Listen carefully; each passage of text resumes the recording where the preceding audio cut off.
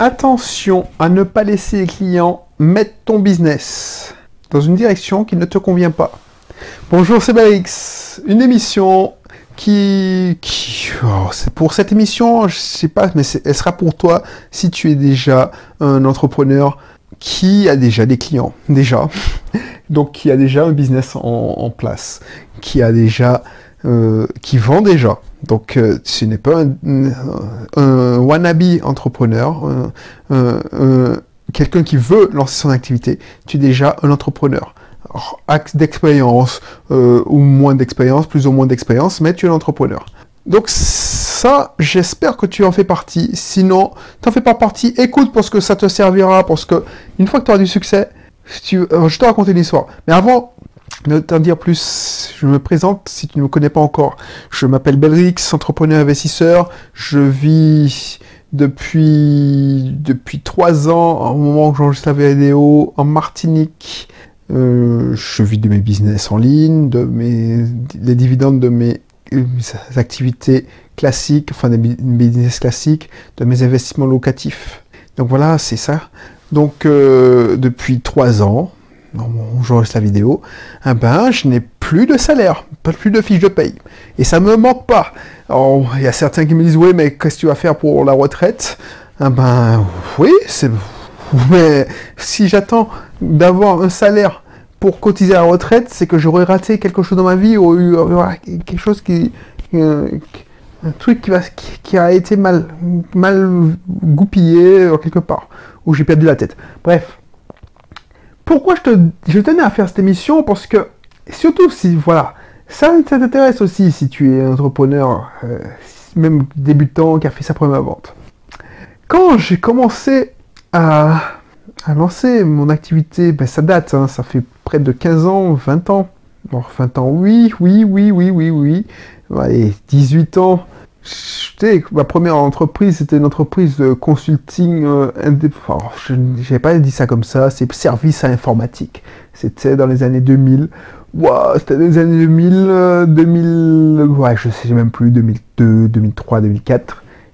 Après les études, 2003, après mes études, je me disais, ouais, je dois m'enregistrer pour lancer l'aventure de l'entrepreneuriat, parce que les petits business en bas-faille, c'est-à-dire, c'était pas par le créole, les petits business au black, quand tu es étudiant, ça va, tu te fais payer en liquide, tu rends service, tu donnes un cours d'informatique, tu répares un ordinateur, ça va, mais déjà, mais si tu veux faire ça sérieusement, il faut que tu t'immatricules. Donc j'avais pris un numéro de tirette en tant que libéral. Bref, moi, le danger quand tu fais ça, quand tu lances ton activité, c'est que tu veux, et on a vu ça dans un précédent épisode, tu as tendance à vouloir courir après tout ce qui rapporte. C'est-à-dire que tu ne focalises pas. Alors c'est peut-être que si tu le sais, tu vas pas le faire l'erreur. Mais moi, je m'étais pas focalisé en disant ouais, je vais faire ça. Je me disais bon, je sais faire ça, et bien je vais proposer tout ça. Sauf que tu disperses ton énergie.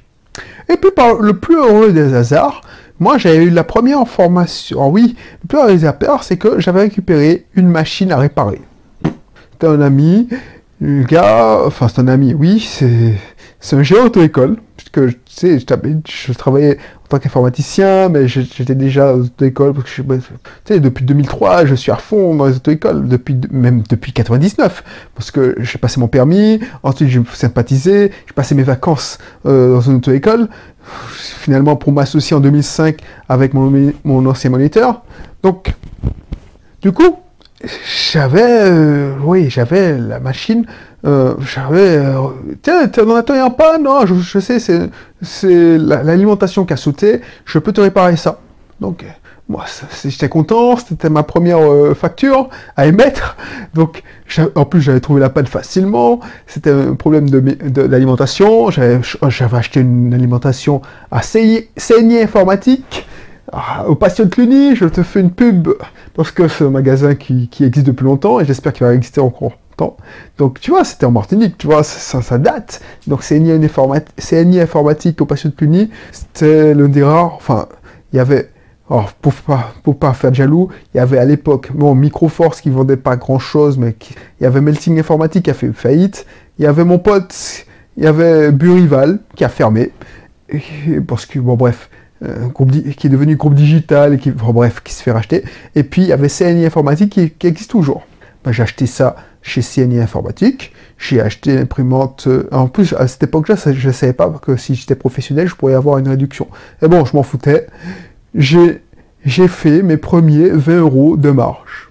Donc, c'est ridicule, mais c'était mon plus beau jour de ma vie. J'étais capable de gagner 20 €. Alors oui, 20 € légalement, enfin légalement. C'est-à-dire que voilà, c'était ma première facture de 20 € de mon nouveau business. Et à ce moment-là, tu es tenté de faire ça. Et ça, c'est le piège. C'est le piège. Et fais gaffe si tu tombes dessus. Parce que moi, par exemple, mon piège aussi, c'est que on me connaît comme créateur, informaticien. Même maintenant, on sait que j'étais responsable informatique. Par exemple, quand je suis revenu en Martinique, oui, quand j'avais passé 14 ans à dire que j'étais dans l'informatique, donc tu penses bien que, en plus, ça m'arrangeait de dire que j'étais informaticien parce que expliquer que tu es indépendant financièrement, que tu loues des maisons. Quand tu dis que ouais, je vis de mes locations saisonnières, les gars, ils ouvrent les yeux. Moi, je pensais que c'était un alibi en or. Mais quand tu dis ça, ils disent mais non, tu peux pas vivre de tes locations saisonnières. C'est pas possible. C'est pas possible parce que il y a des périodes mortes. Bah, donc, c'était un mauvais plan. Donc, je disais bon, je suis indépendant, je suis consultant en informatique. Mais là encore, c'est un mauvais plan. Parce que tu peux pas dire quand tu fais du business en ligne, quand tu dis que tu es formateur. Bref, j'ai du plus grand mal à dire ce que je fais. Enfin, quand je suis dans un networking, en réseautage, oui, mais quand je vais dans la famille, quand tu te représentes à Monsieur Tout-le-Monde, le Monsieur Tout-le-Monde qui est coincé dans les embouteillages à 17h, 18h ou 19h et qui se retrouve coincé aussi dans les embouteillages le lendemain matin à 8h, 9h et qui pense qu'à ses congés, il comprend pas que il comprend pas ton boulot. Donc pour arrêter et puis ne pas se faire harceler de questions, pour répondre à des questions, d'interrogations, genre mais tu me racontes des conneries, je préfère dire que je suis indépendant en informatique. Mais ça c'est pas le bon plan. Parce que quand on dit informatique, on te dit bah, tu sais faire des sites internet. Bah, ok. Et tu es tenté de dire oui, ok, bah, je te fais ton site internet, bon, moyennant finance. Et moi, ça m'est arrivé une fois. C'est-à-dire que pour rendre service à un client, c'est de faire son site pour une monnaie presque sale, comme on dit chez moi. C'est-à-dire que je décide de lui faire un site pour 2000 €. 2000 €, pour moi, tu sais, je suis pas une agence web, j'ai pas de locaux, tout ça. Je dis bon, tu sais quoi, je vais le faire pour 2000 €. Tout ce qu'il veut faire, paiement en ligne compris, tout ça, je pense que c'était honnête. Et il était content. Bref, à ce moment-là, qu'est-ce qui se passe? Parce qu'il est tellement content qu'il en parle à ses amis. Et tu te retrouves avec des gens qui viennent te voir et disent « Ouais, je veux la même chose que lui, blablabla. » Et c'est ça le danger. Le danger, c'est que ce qui se passe, c'est que pour moi, c'était de l'argent facile. Tu dis « Bon, bah, je ne vais pas cracher sur 2000 € quand même. Pédrix, quand même. 2000 €, quoi. Pour décompresser en WordPress, passer une journée ou 2 jours de travail. Et commander à l'usine, mon usine à contenu, le contenu, justement, les textes, quoi. 2000 €, 2000 € de chiffre d'affaires, mais c'est pas ma marge, parce que je fais travailler mon usine. Donc, voilà, pas grand-chose, je me fais 500 € de marge. Que dit le peuple? Mais le problème avec ça, et c'est ça le problème, c'est que une fois que tu t'enfermes dans ce système, tu t'enfermes. Par exemple, pour rendre service, tu acceptes de te faire payer pour administrer une page Facebook, devenir un webmaster. C'est que après, c'est de l'argent récurrent. Et puis tu commences à te faire ta réputation. Donc tu dis, bon, ben, je ne vais pas cracher sur l'argent, quoi. Et tu vas dire, c'est difficile de dire non à l'argent. Même si ça ne te plaît pas. Par exemple, moi, ça ne me plaît pas spécialement de faire des sites internet. J'ai aucun challenge. C'est pas compliqué. Un site internet pour une PME ou une entreprise, ça rend service, c'est sûr, mais c'est pas ça qui me botte. Si tu m'appelais pour me dire oui, je veux avoir une prestation de consulting, de stratégie d'entreprise, et on verra. Et dans cette stratégie d'entreprise, on va créer un site internet, une page Facebook, et je dis bon, dans cette entreprise, cette stratégie d'entreprise, dans cet accompagnement, je vais te faire ton site ou je vais superviser la création de ton site, mais c'est pas que ça. ça m'intéresse parce que c'est toujours un nouveau challenge. Je sais que tu faisais tant de chiffre d'affaires au début, eh ben, après, tu vas faire tant de chiffre d'affaires avec moi. Donc, on va voir, ce sera challenging, tout ça. Mais créer un site web pour toi, ça ne m'intéresse pas. Il y a plein de gars qui font ça très bien et qui font faire ça mieux que moi. Donc, je te donne des adresses, tu sais, ça ne m'intéresse pas. Mais quand tu connais la personne, c'est difficile de dire non. Quand tu vois que ça te prend finalement 2 jours, tu dis, mais non, en plus, je fais travailler mon usine, ça me coûte pas grand-chose, c'est pas moi qui fais le texte, moi je fais que le paramétrage, et encore, j'ai mon freelance qui le fait le paramétrage, je fais 500 € de marge. Voilà quoi. Bah c'est bien, que demande le peuple. Et du coup, tu commences à te faire un business comme ça, tu perds de cap, tu perds de vue ton cap. Et ça, c'est chiant. C'est ça chiant, surtout si tu t'ennuies.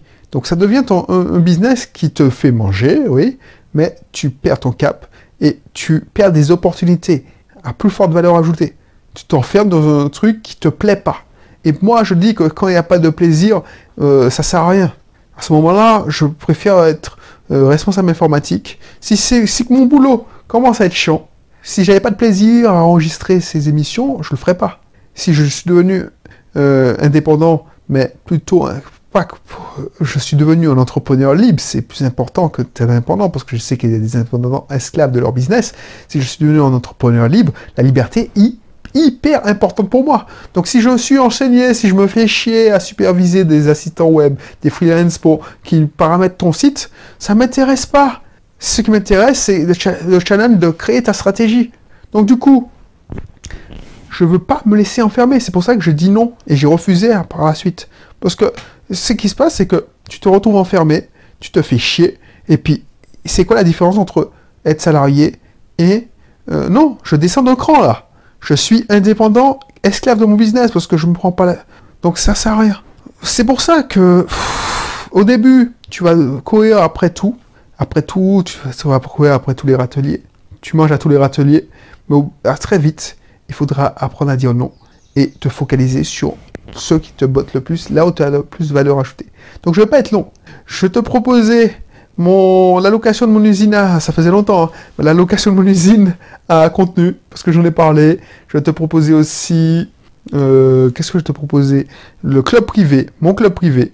Comme ça, tu auras accès à pas mal de formations, une formation par semaine, à un prix défiant toute concurrence par rapport au prix unitaire qui est généralement de 97 à 57 €. Et en 97 €, c'est à l'heure où j'enregistre la vidéo, parce qu'à mesure que les ventes augmentent ou que l'inflation augmente, ou voilà, ma valeur augmente, mes prix augmentent. Donc du coup, voilà.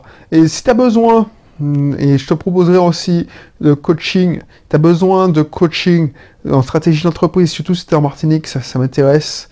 Voilà, tu galères dans ton entreprise, tu veux augmenter tes profits, augmenter tes ventes, ben, je me ferai un plaisir.